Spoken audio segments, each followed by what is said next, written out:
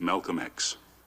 I think a lot of people are confused by the new Arabic name, El-Hajj Malik El-Shabazz. I've always had the name on my passport, Malik El-Shabazz, only I only used it in the Muslim world.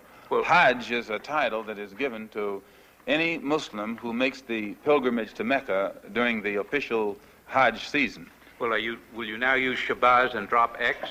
I'll probably continue to use Malcolm X and I'll probably use it as long as the situation that produced it exists. You don't feel that Shabazz takes the place of X? My going to Mecca and going into the Muslim world, into the African world, and being recognized and accepted as a Muslim and as a brother may solve the problem for me personally. But I personally feel that my personal problem is never solved as long as the problem is not solved for all of our people in this country. So I remain Malcolm X as long as there is a need to protest and struggle and fight against the injustices that our people are involved in this country. Are you prepared to go into the United Nations at this point and ask that charges be brought against the United States for its treatment of American Negroes? Oh, yes. Oh, yes, please. I think you're right in my chair. The audience will have to be quiet. Yes, as I pointed out when I was during my traveling, that African nations and Asian nations and Latin American nations look very hypocritical when they stand up in the United Nations condemning the racist practices of South Africa and that which is practiced by Portugal and Angola, and saying nothing in the UN about the racist practices that are manifest every day against Negroes in this society. Even in South Africa, those Africans aren't faced with bayonets and aren't faced with police dogs. I would be not a man. If I was in a position to bring it in front of the United Nations and didn't do so, I wouldn't be a man. Malcolm, do you intend to lead the charge in the United Nations? Well, I find that to say you're going to lead something creates a lot of hostility, division, jealousy, and envy.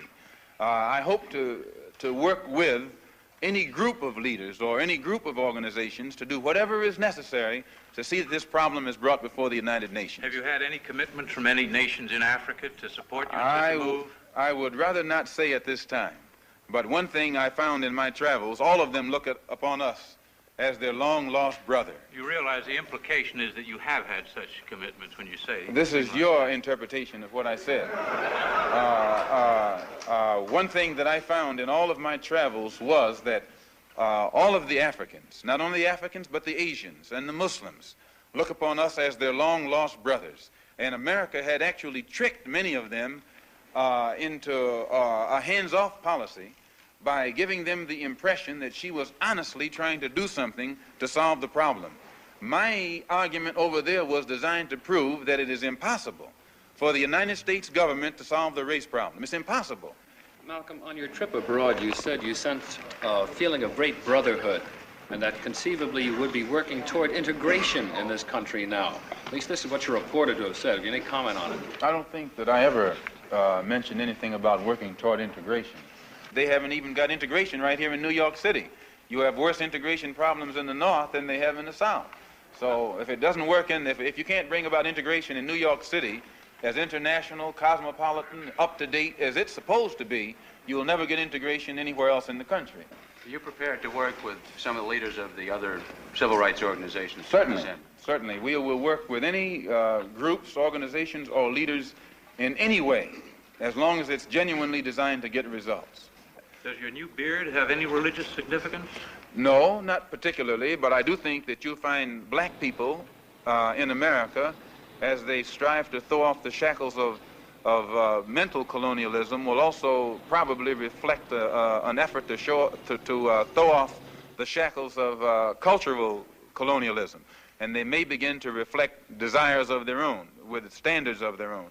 Malcolm, your more controversial remarks was a call for black people to get rifles and form rifle clubs sometime back.